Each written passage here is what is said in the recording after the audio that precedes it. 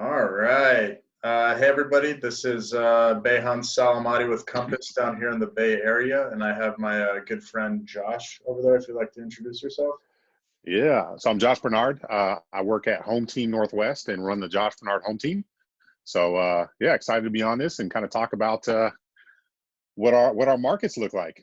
Fantastic. So, give me an idea of kind of where your market falls in regards to the Washington area.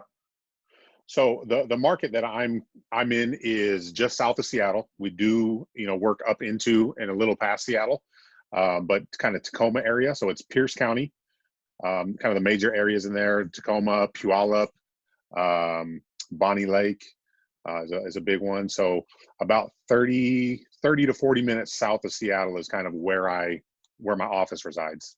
Oh, solid. Is that a 30-minute commute up that way with traffic, or how would you It depends on the quantify that? day, but yeah, I mean, traffic, normally we're looking, if it's 2 o'clock in the afternoon, it's probably an hour and a half. Okay. But, if it's 7 o'clock at night, it's a good 40 minutes. Okay. Not bad. Yeah. Yeah. Yeah. So how about you? San Francisco, where in San Francisco are you? Yeah. So I'm down in East Bay Area, I guess you could call it, Alameda County, Contra Costa County. Some names that might pop up would be Oakland, Walnut Creek, Pleasanton. Those are going to be some of the bigger cities that Okay. fall in those counties. So we're, I would say, very similar. So if I was to drive out from Walnut Creek to San Francisco, it's going to take me about 30 minutes to get out that way without traffic. But obviously, add in the traffic factor, and it could easily get up to an hour, hour and a half drive into the city. Right. Okay. Okay. Very cool. So, and we were just talking about this a little bit, but I mean, weather-wise, we're very similar. There's a lot of similarities between the Seattle area and the San Francisco, not just the real estate markets. Mm-hmm. I think both of us are pretty high markets, pretty good markets. Tell me a little bit about your market right now. What does that look like? So in regards to real estate market, or what exactly? Yeah. The real estate market. What's going on? Is it a hot market, especially kind of in the climate we're with right now? Mm-hmm. What are you seeing in your market? Has it adjusted from the last month? Is it So still pretty hot? yeah, honestly, it's still hot. We're still seeing multiple offers. Just to give you an idea, we're still at least looking at the two counties I mentioned earlier combined, we're still under a month and a half of inventory. Okay. So anybody that doesn't know what that means, that's the number of actives currently on the market divided by the number of solds in the past 30 days. Okay. So under a month and a half is still a very, very strong seller's market. Yeah. I will tell you, when our health crisis first hit, I did see a fairly large number of reductions in terms of the overall listings, active listings. But I Sure. did see a lot of buyings and pendings increasing as a result of that. So our months of inventory dropped down under 1 month, which is insane. Yeah. In the last week, I've noticed that number move up a little bit. I honestly, I don't think it's a softening of the market, given we're still under that month and a half mark. Yeah. What that is telling me, it's still, but sellers are getting adjusted to the new norms in the market and what that takes to actually get a house sold. So new homes are coming on the market. But it's also, in my opinion, creating a great opportunity for buyers, simply because not as motivated buyers have taken a seat back in this market. Sure. So the motivated buyers have some more opportunities to work with finding homes. Yeah. Yeah. Is that kind of what you're seeing over there? It's crazy. I mean, that's kind of a mirror image of what we're seeing right now. Before we went into the stay-at-home type situation, we were at 1.08 months of inventory on the market. Wow. And we've definitely dipped down under a month. And just like you said, that first week of being in our homes, I think there was a lot of, what does this mean? What's going to happen? How is this going to, really affect everything? But we put a house on the market on Friday, had 27 showings in 24 hours, 7 offers. I mean, it's ludicrous, crazy man. right now. Yeah. Yeah. So I'm not saying that's the norm, but that's just, I mean, in a market where there still is a little bit of uncertainty from buyers and sellers, that's showing that there's still a lot of active people out there that are looking to buy, Hmm. even with some of those people that you had just alluded to that are taking a back seat if they're not really motivated buyers. Um, so we're seeing an increase. It doesn't necessarily mean that we're increasing the number of houses that are coming onto the market right now. Those are still a little lower, as some people are still, kind of in that fear mindset of what does this really mean.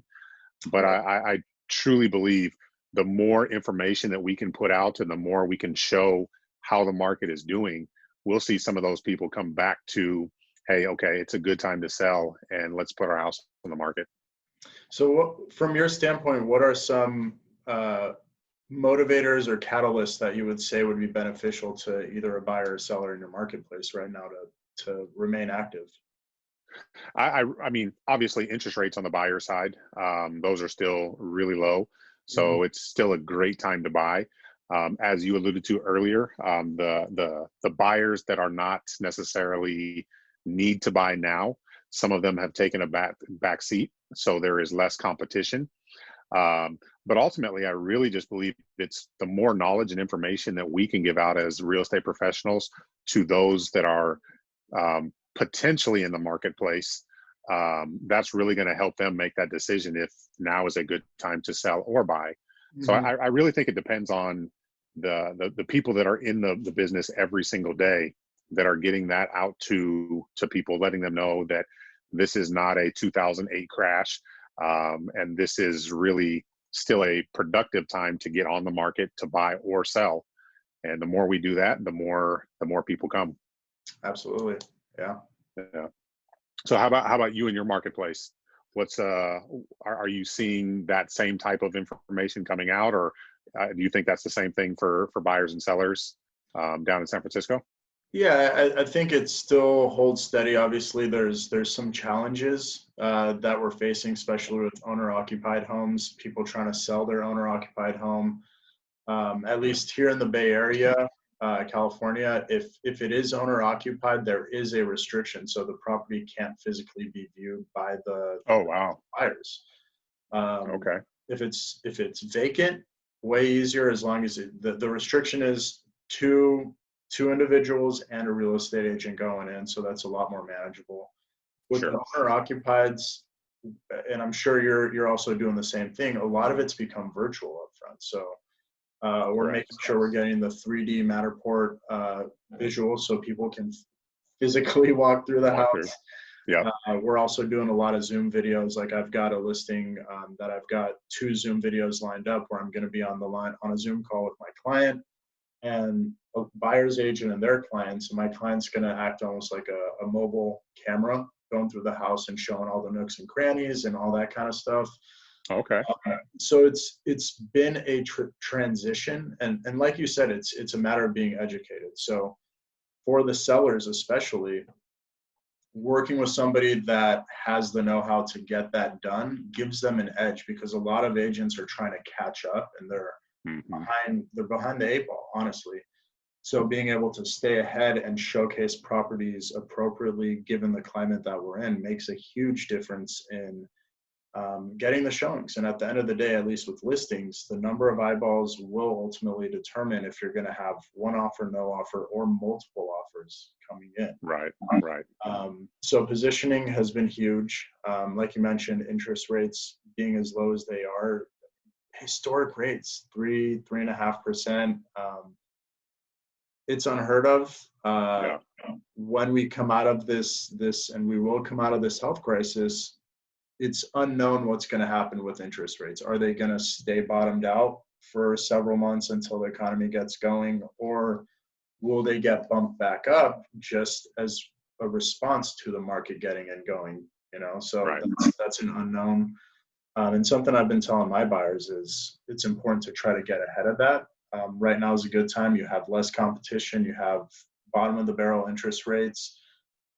Get in while it's hot, and it's Yeah. not like we're going to see massive depreciation of value where you could take advantage of a lower asking price. Right, The right. months of inventory aren't necessarily justifying a drop in market prices. Hmm. Yep, and that's what I tell buyers all the time is trying to time the market is something that it's really, really tough to do because it can change as we saw with this. It can Mhm. change really, really quick. We saw those interest rates jump there for a couple of weeks without really warning. And so if we have somebody that's in the market that is contemplating, thinking about it, the conditions are right now. Yeah, And so that's the same thing that I'm telling buyers and sellers is trying to play the game of timing it can be detrimental. And totally. so with it so hot right now on both sides, is if you can jump in and you can make something happen, now's the time to do it. Absolutely. Yeah. So you mentioned time in the market, and that kind of sparked a conversation I had with one of my lenders end of last week, and we were kind of talking about the trade-off between possible lower prices or possible higher interest rate and what that could potentially mean. And I've been in the business 7 years, and I've never heard this kind of ratio before, Hmm. which I thought was interesting. But what my lender was saying is, if you're trying to time the market, hey, I want to get a lower purchase price, whatever, he said the one factor that not a lot of people consider is, say interest rates go up 1%, your monthly payment to adjust appropriately, the purchase price would have to reduce by 7%. Hmm. So playing those numbers can be tricky, especially in a market where interest rates can jump up fairly quickly, as you mentioned. Right. That 1% interest rate isn't a difficult adjustment, but a 7% drop in the market is pretty substantial. Yeah. So just, and that blew my mind. That was a game changer. It's such a simple Sure. ratio to think about, but it just totally changed my perspective in terms of how to time the market. Yep. Yep. Exactly. I mean, and like we're buying a house right now.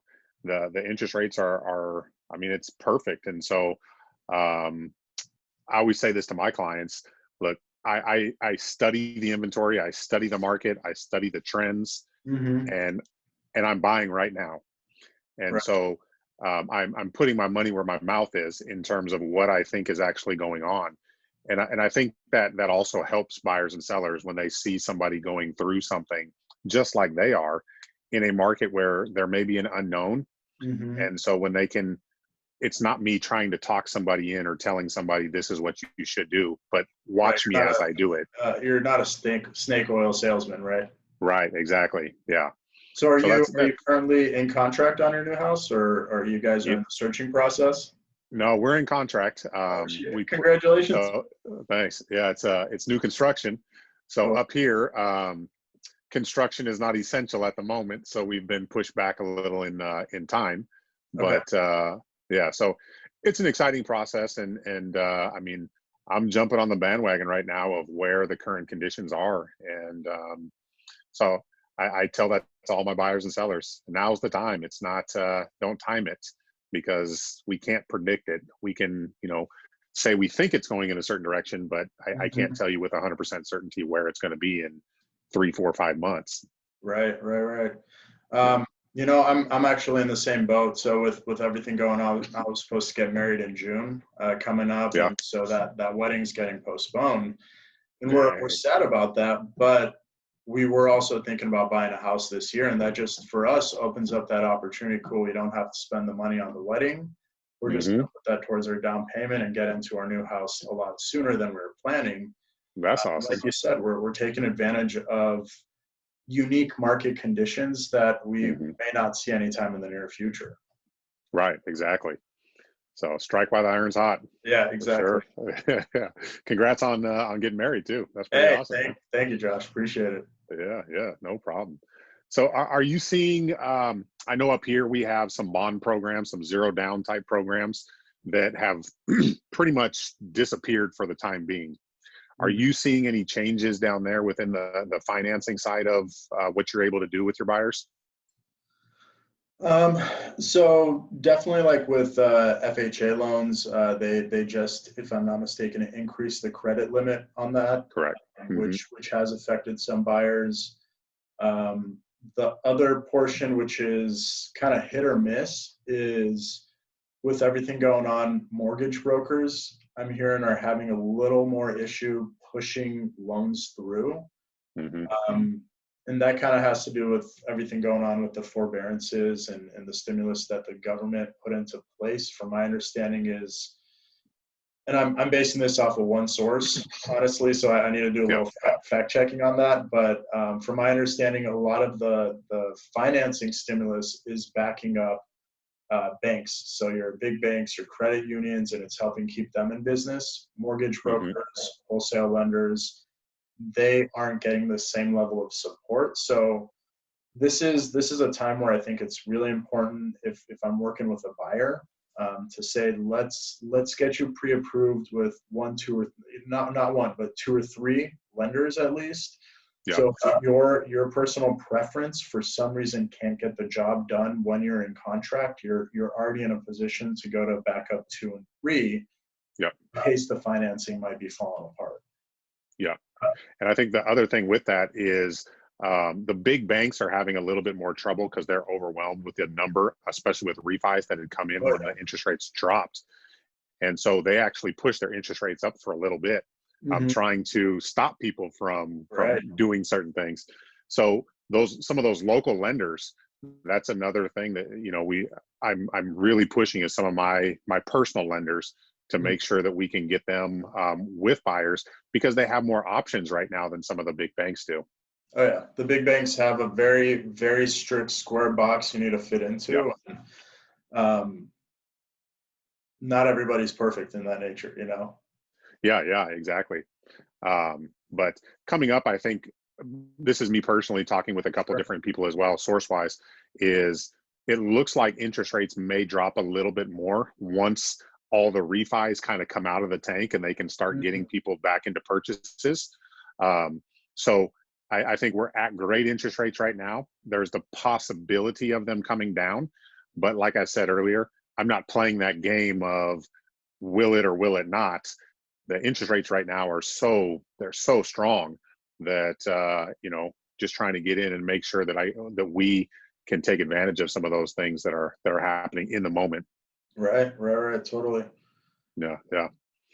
So I know you mentioned a little bit about your showing situations and kind of how you've pivoted to make sure your business is still functioning in that. Ours is a little bit different in terms of we can still show properties that are occupied, Hmm. but there's only two people allowed in the house at one time. So the real estate agent and then also one member Oh, of interesting. the family that can walk through it. So we have to make multiple trips through the house. So that it's the big thing right now is we've got to make sure that everybody's safe. Absolutely. So keeping people at distance, making sure that we take the extra time to walk them through, do the videos and the Matterport type 3Ds prior to getting them pre-approved prior to going into the house. So Hmm. hopefully we have less people that are coming through, but they're more qualified and more interested in the home. Um, how about you guys on inspectors and appraisers? What does that look like down there? Are they able to get into the house? So that's an interesting one. I mean, if it's vacant, makes it way Hmm. easier. The kind of same rules apply. No more than two people with an agent in the house if it's vacant. Hmm. Occupied, it is hit or miss, I guess. Okay. Some inspectors are just not going into occupied homes. Some are. To me, it's kind of unique what's going on with that scenario. Hmm. The definition of essential can become a little bit gray in that Sure. scenario. So, I mean, how about you guys? Are you having any issues getting people out? So I've only had one issue right now with a tenant that didn't want to come out of the house or let anybody into the house. So we have a force majeure type scenario where we get to extend automatically without any fault of the seller or the buyer due to Likewise. the situation. So that's being pushed right now or given options of right now. However, having the inspector or appraiser on most situations for us is not inspectors that are not wanting to go into houses, Hmm. which is totally understood right now.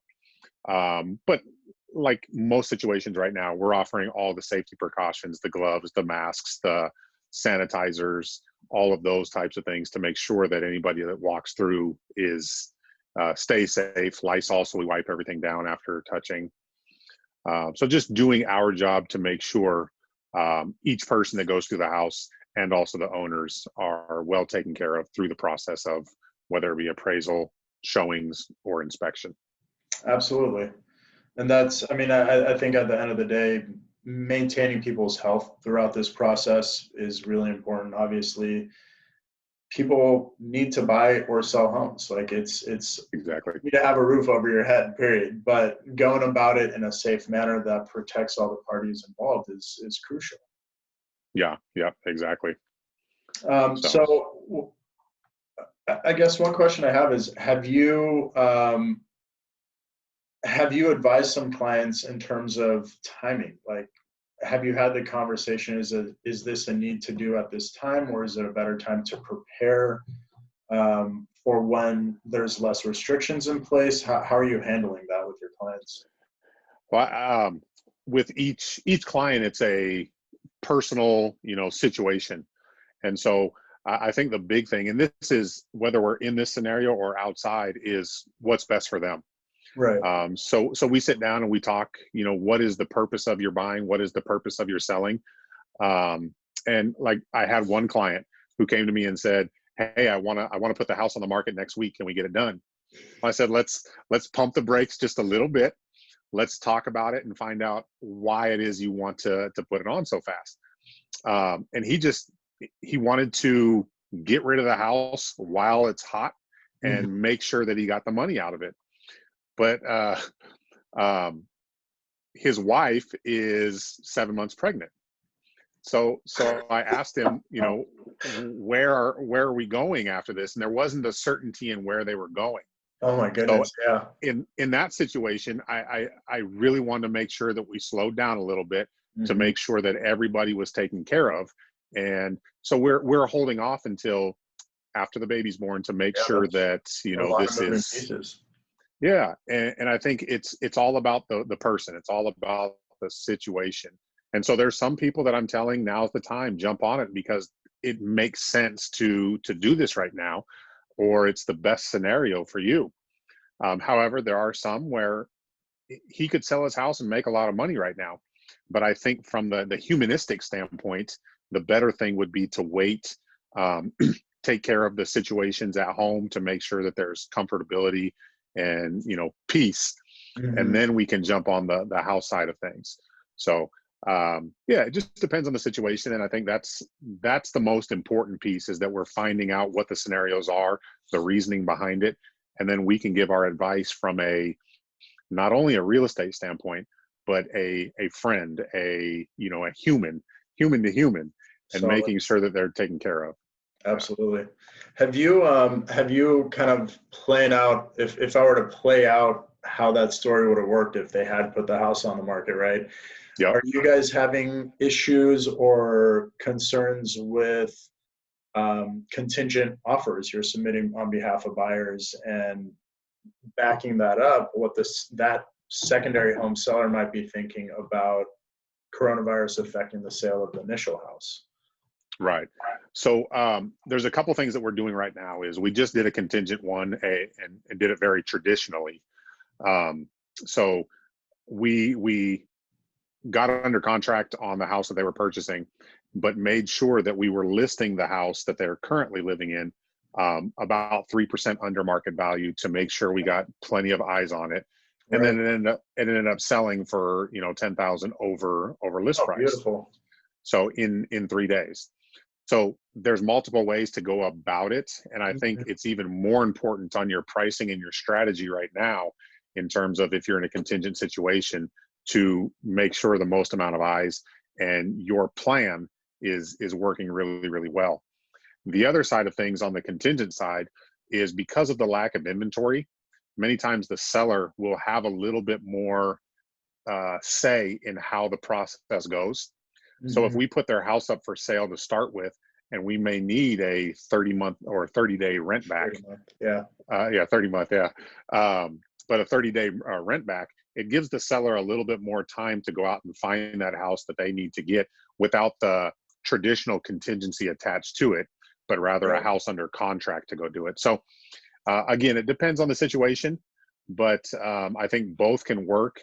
It just depends on the plan that you put in place and how well you articulate to both sides how this thing will actually play out.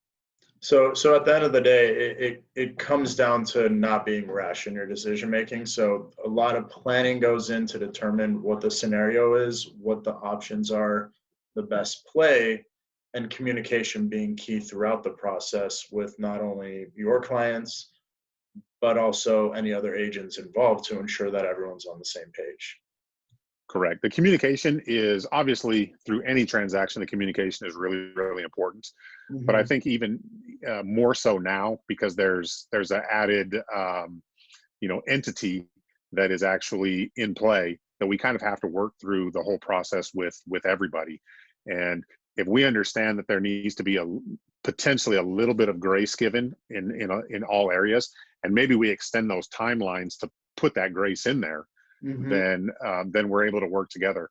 And I am one that is always about win-win. How do we make sure that the buyer, the seller, all parties involved are getting a win out of this without diminishing any return for anybody? Right. So we can stick in that mindset with all parties. Then I think it makes the process, no matter how it goes, it makes the process that much easier. Totally. That is something that I've been very grateful for, given everything going on in our health crisis. I've found that not only my clients, whether they're buyers or sellers, or the other party, the buyer or seller on the other end of the transaction, I've found a lot more, I don't know if leniency is the right word, but a lot more acceptance and willingness to work with all parties involved, Right. which to me has been a great thing to see, that I'm seeing people are working more together to try to get to a happy conclusion, and kind of like you mentioned, that win-win. Right. There's that underlying mindset that everybody that I'm working with realizes we're in a very difficult time. We're trying to accomplish a very large task. So from the appraisers, the lenders, the buyers, sellers, other agents, everybody seems to be willing to put in a little bit more effort and tend to be a little more gracious in the way they're behaving. Right. Which, I mean, for what it's worth, it gives me hope. It makes me proud of the people that I get to interact with in my life. Yeah. So it's great to see people working with one another, especially in such difficult times. And I think what this whole thing has done to a degree is it shows us that we're on the same team. We're human and we're all together in this, and there is kind of an enemy, but we've kind of drawn a line in the sand as this is us, and we're going to do this together.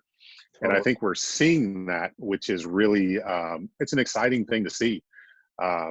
It's kind of brought unity, and some bad things do that sometimes. I mean, we go back to 9/11 and just how we bonded together as human beings, and I think to a degree that this is doing that as well. Yeah. So it is nice to see. It's nice to see within the business world. It's nice to see in kind of in all aspects, where it's let's all win. Let's do this together, and that's an exciting thing. I mean, I see the posts on Nextdoor or somebody typing up, "I ran out of toilet paper. I can't find it anywhere." And then you get like 15 comments. "I got extras. What's your address? I'll drop it by." It's cool seeing that sense of community that wasn't as evident, I guess you could say, 4 or 5 months ago. Yeah, exactly. So there is some positive that comes out of it. And now I think the big thing is the longevity of it. Let's, kind of keep that going once this thing is over. Let's keep rooting for each other and, helping people along. And I think it's just a better place that we get to call home then. Absolutely. And, yeah. So Josh, what's if I have clients moving from the Bay Area up to Seattle, or likewise, there's anybody in my network up in Seattle that sees this video, what's the best way they can get a hold of you? Yeah. So 2 ways. Phone number is 253-677-5765. You can call or text. And then email is Josh, so JOSH @hometeamnw.com. You can email me, And then my website is joshbarnardhometeam.com. And that's Josh Barnard is BARNARD, hometeam.com. So a couple of ways to get a hold of me. Would love to hear from somebody, and love to have the opportunity to help out. And then vice versa, how do we get in contact with you if any of my people down in San Francisco, or I have somebody coming down there? How do we get a hold of you? Definitely. So for me, cell phone is a real easy way to get a hold of me, 510-566-2424. Call, text. And then with my email, it's Behan, BEHAN, @goldenbayhomes.com. 3 great ways to get a hold of me. If you want to check out the website, that's also goldenbayhomes.com. And yeah, I would love to connect with anyone that, whether market insight or anything else going on real estate related, or you run out of toilet paper, I'm sure Josh would be happy to help. Most definitely. Stocked up a little bit. Absolutely. So cool, man. Well, I appreciate you having me on and being able to talk about this stuff. Likewise, man. Yeah. Stay safe out there, and yeah, we'll talk real soon. Sounds good, buddy. You take care. All right, man. Thanks a lot. You too. Bye-bye. All right. Bye.